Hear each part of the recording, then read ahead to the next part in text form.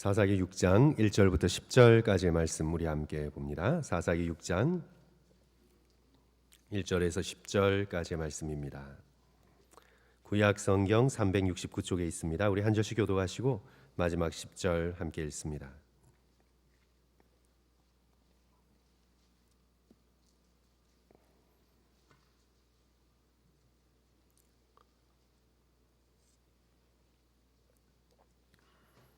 사사기 6장 1절부터 10절까지의 말씀입니다. 이스라엘 자손이 또 여호와의 목전에 악을 행하였으므로 여호와께서 7년 동안 그들을 미디안의 손에 넘겨주시니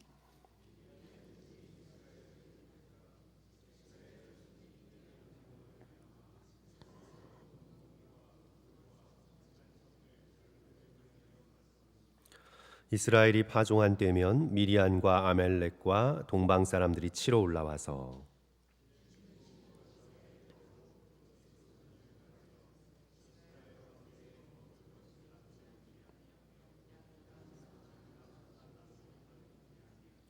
이는 그들이 그들의 짐승과 장막을 가지고 올라와 메뚜기 떼 같이 많이 들어오니 그 사람과 낙타가 무수함이라 그들이 그 땅에 들어와 멸하려 하니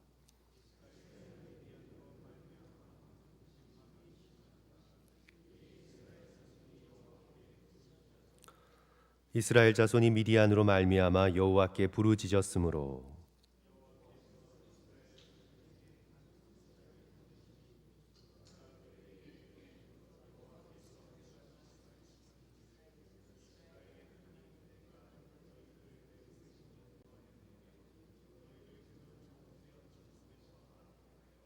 애굽 사람의 손과 너희를 학대하는 모든 자의 손에서 너희를 건져내고 그들을 너희 앞에서 쫓아내고 그 땅을 너희에게 주었으며 우리 같이 읽습니다. 내가 또 너희에게 이르기를 나는 너희의 하나님 여호와이니 너희가 거주하는 아모리 사람의 땅의 신들을 두려워하지 말라 하였으나 너희가 내 목소리를 듣지 아니하였느니라 하셨다 하니라. 아멘. 오늘 본문의 말씀에 또라는 단어가 눈에 띕니다. 이스라엘 자손이 또 여호와의 목전에 악을 행했습니다. 6장 1절 말씀이죠. 또 악을 행했습니다. 악이 계속 반복되고 있습니다. 이스라엘의 죄악이 계속해서 반복이 되어서 이제 습관이 되었습니다. 악을 행하지 않고는 살 수 없는 지경에 이르렀습니다. 무시무시한 상태입니다. 악을 하나 행한 걸 넘어 둘 행한 걸 넘어 3번, 4번 반복이 되면서 이제 악이 습관이 되어서 악을 행하지 않고는 살아갈 수 없는 상태가 되었습니다. 자기 자신이 악을 컨트롤할 수가 없습니다. 자신을 컨트롤할 수가 없습니다. 악이 너무나 깊숙이 자신의 몸과 영혼에 배어 들어와서 제2의 천성이 되어버렸습니다. 1년 전에 한국에서 큰 물의를 일으켰던 성착취 동영상 주범이 24살의 아주 앳돼 보이고 평범해 보이는 청년이었습니다. 언론 앞에 섰을 때 모든 국민들이 놀랐습니다. 어떻게 저런 얼굴을 하고 저런 모습으로 이렇게 끔찍한 죄악을 여러 사람을 향해 그렇게 행할 수 있었을까? 그런데 이분이 체포되면서 한 말이 의미심장합니다. 악마의 삶을 멈추게 해줘서 고맙다. 스스로 멈출 수 없었던 겁니다. 악이 너무 깊숙이 자기의 영혼과 몸의 습관으로 배어 있어서 스스로는 아무리 멈추려고 해도 멈출 수가 없었던 겁니다. 그래서 오히려 자기를 잡아준 경찰에 고마워합니다. 멈출 수 있게 해줘서 고맙다고. 오늘 이 사사기 6장에서 우리가 살펴보는 이스라엘의 영적인 상태입니다. 또 여호와의 목전에서 악을 행하였으므로 앞으로도 계속 악을 행합니다. 또 행합니다. 악을 행하지 않고는 살아갈 수가 없습니다. 멈출 수가 없습니다. 그런데 성도 여러분, 죄악을 행한 결과는 반드시 따르게 돼 있습니다.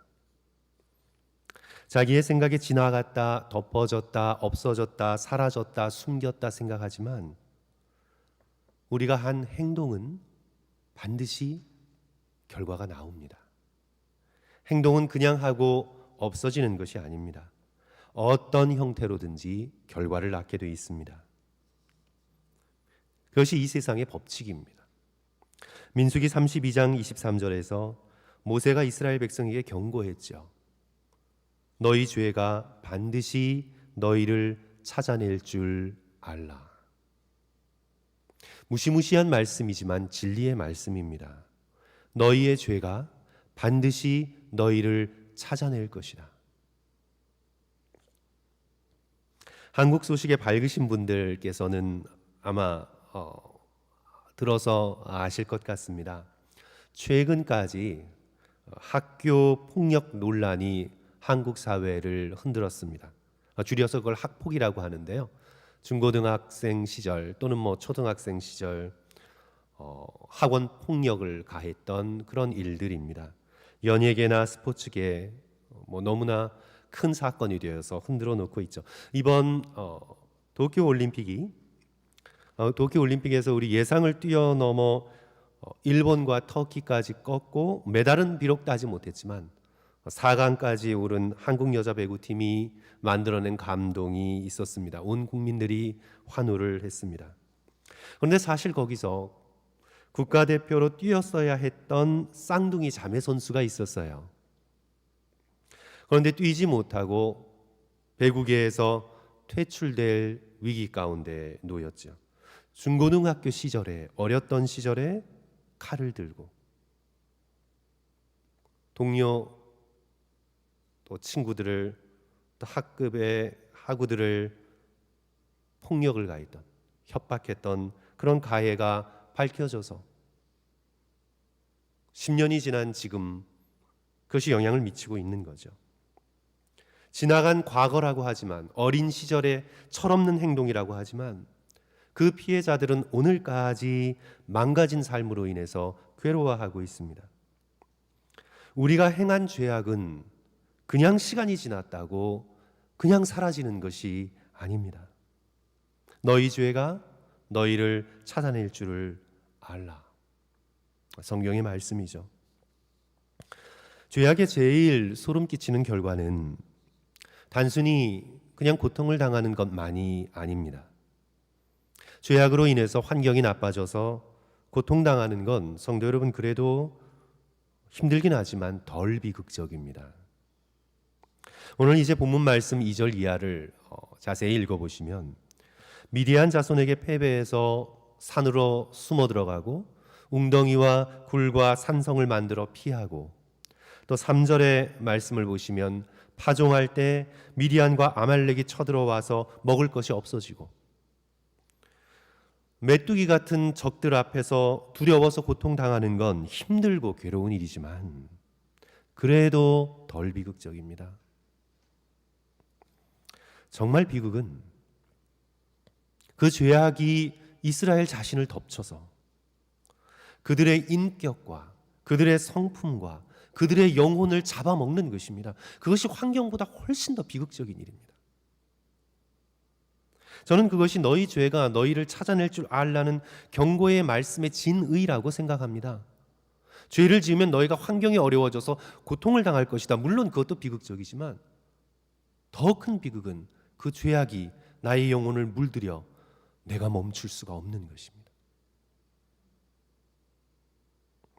환경은 망가져도 시간이 흐르면 오랜 시간이 흘러야 되겠지만 환경은 망가져도 오랜 시간이 흐르면 회복될 가능성이 있습니다.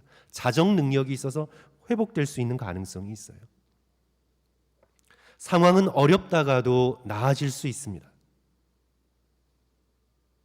정말 소름 끼치도록 두려운 것은 우리의 영혼이 자신이 저지른 악에 물드는 것입니다. 습관이 되는 것입니다. 인격이 악에 붙들리는 것입니다. 어느 목사님의 쓴 글을 인터넷에서 읽었습니다. 욕을 한두 번 하다 보면 어떻게 돼요? 욕쟁이가 되는 겁니다. 욕이 그 사람을 잡아먹는 거예요. 거짓말을 한두 번 습관적으로 하다 보면 아예 거짓말을 할 수밖에 없는 거짓말쟁이가 되는 것입니다. 거짓이라는 악이 그 사람을 잡아먹는 거예요. 남의 물건을 한두 번 훔치고 그럭저럭 살아갈 수 있겠네? 힘들지 않고 살아갈 수 있겠다? 그러다 보면 그 사람이 도둑놈이 되는 것입니다. 술 한 잔, 한두 잔 마시다 보면 기분이 좋다 마시다 보면 습관이 되고 알코올 중독자가 되어서 술의 힘에서 벗어날 수가 없는 겁니다. 노름을 한두 번 하다가 좀 땄어요. 뭔가 쾌감을 느껴요. 돈을 쉽게 버는 것 같아요. 그러다가 계속해서 하다 보면 도박에서 벗어날 수 없는 노름쟁이가 되는 것입니다. 그래서 인생을 망치게 되고 영혼을 망치게 되고 자신의 인격이 무너지게 되는 거예요. 자기가 저지른 죄악이 자신의 인격과 성품과 영혼을 잡아먹어서 결국 죄악이 자신을 찾아낸 상태가 되는 것입니다.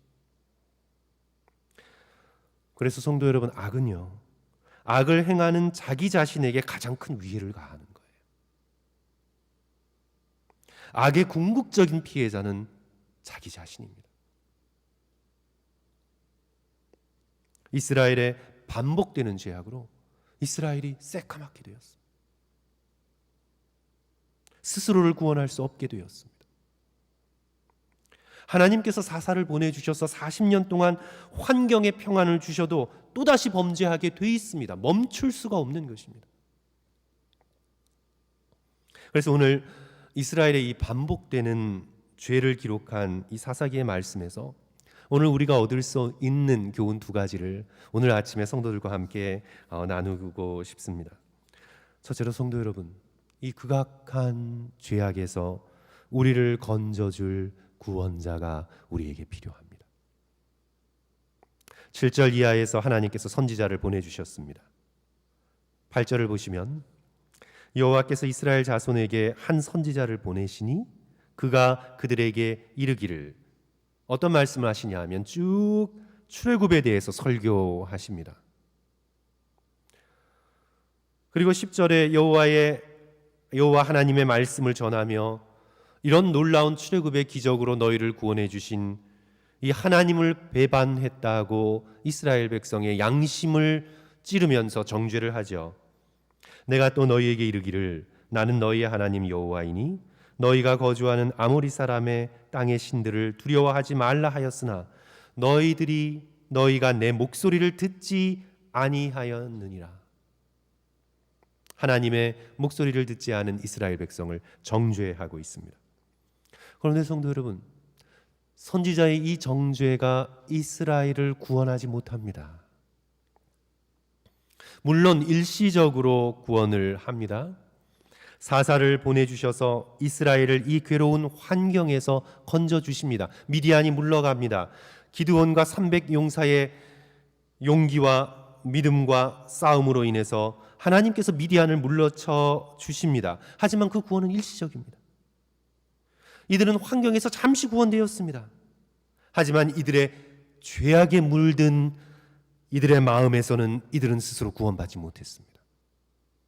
환경에선 건져진 것 같지만 속속들이 뼛속까지 물들어 있는 그들의 죄악된 영혼으로부터 자신이 구원받지 못했습니다.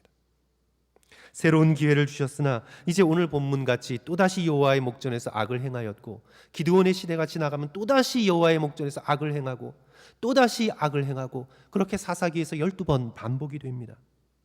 12번이라는 단지 산술적인 숫자가 아닙니다.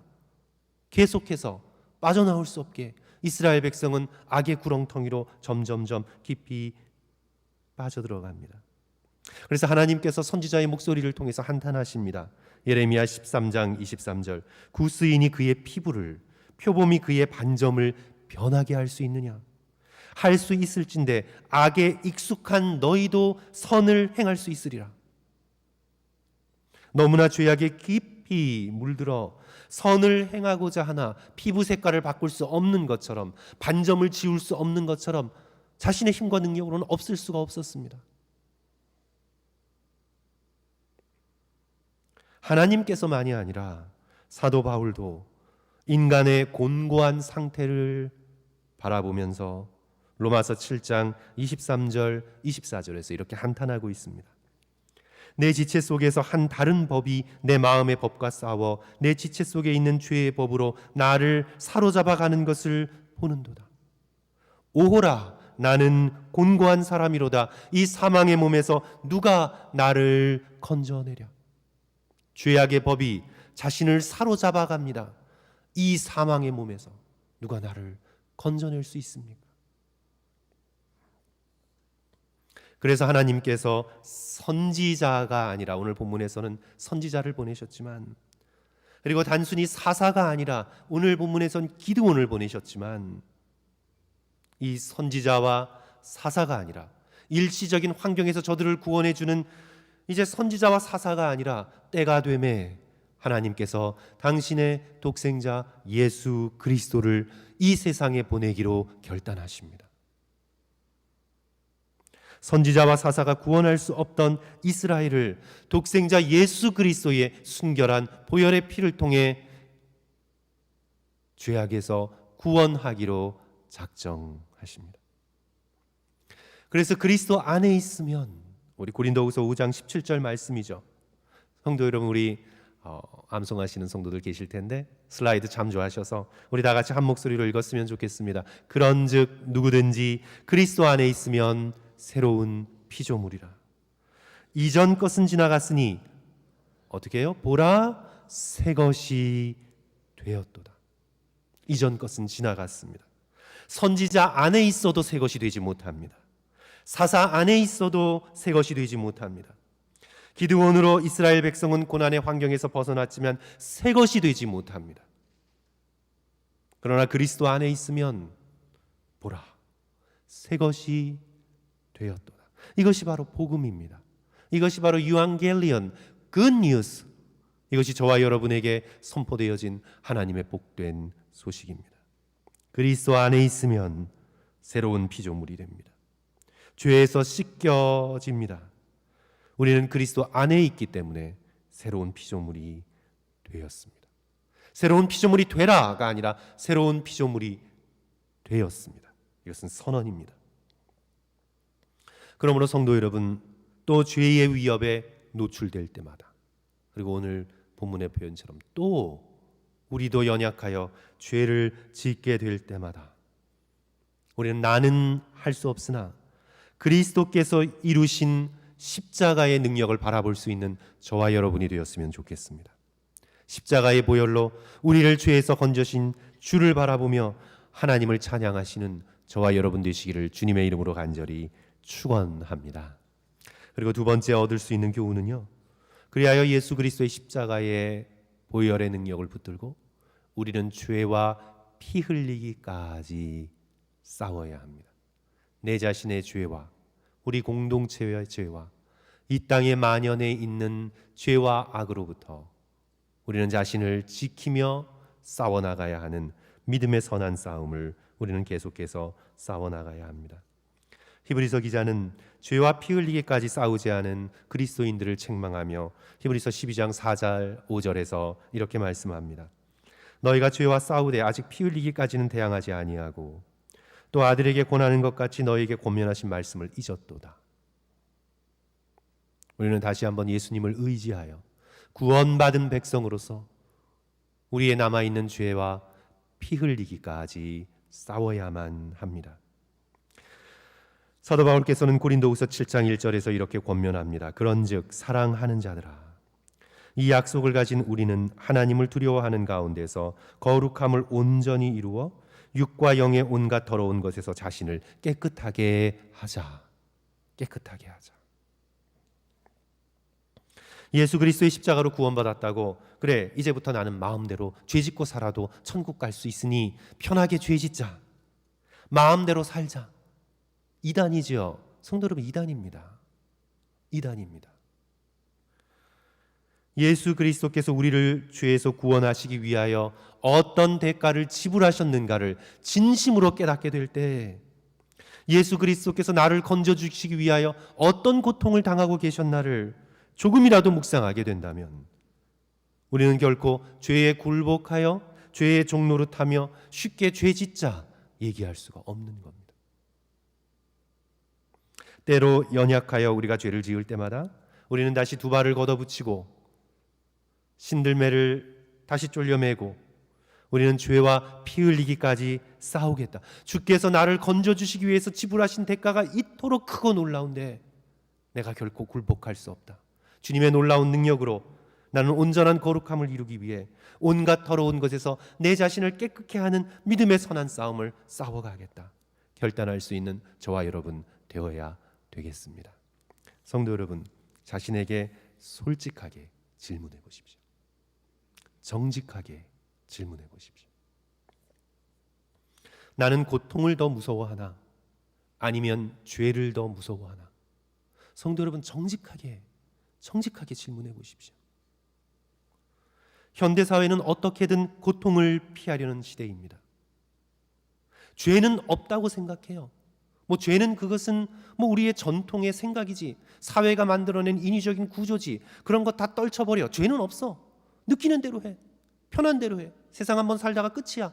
편한 대로 해. 죄가 어딨어? 다 쾌쾌묵은 일이야. 편하게 살아. 마음대로 살아. 느낌을 따라가. 이것이 오늘 세상의 노래죠. 그러면서 세상은 죄는 없는 것처럼 여기지만 고통은 끝까지 피하려고 합니다. 이것이 오늘날 우리가 살고 있는 시대입니다. 어떻게 해서든 고통을 피하려고 합니다. 출산의 고통에서부터 죽음의 고통에 이르기까지 모든 고통을 최대한 다 피하려고 합니다. 물론 우리는 불필요한 고통을 피해야 합니다. 그러나 오늘날의 시대는 죽음의 고통까지, 안락사까지 합법화시키면서 거기서 벗어나고자 하고 있습니다. 조금만 힘들면 약물을 의지합니다. 물론 필요하면 우리는 약물을 지혜롭게 사용해야 합니다. 그러나 성도 여러분, 현대사회는 약물에 중독된 사회입니다. 프로포폴에서부터 오피오이드까지 약물을 의지하지 않고는 고통을 견딜 수 없다고 생각하는 현대를 오늘 우리는 살아가고 있습니다. 하지만 성도 여러분, 자신에게 질문해 보십시오. 나는 고통을 무서워하나? 고통을 더 무서워하나? 아니면 죄를 더 무서워하나? 우리 믿음의 백성이 진정으로 무서워해야 할 건 바로 죄를 짓는 것. 죄가 자신과 타인의 영혼에 가하는 위해는 환경에서 오는 고통과 비할 수 없습니다. 지옥은 환경적인 고통이 아닙니다.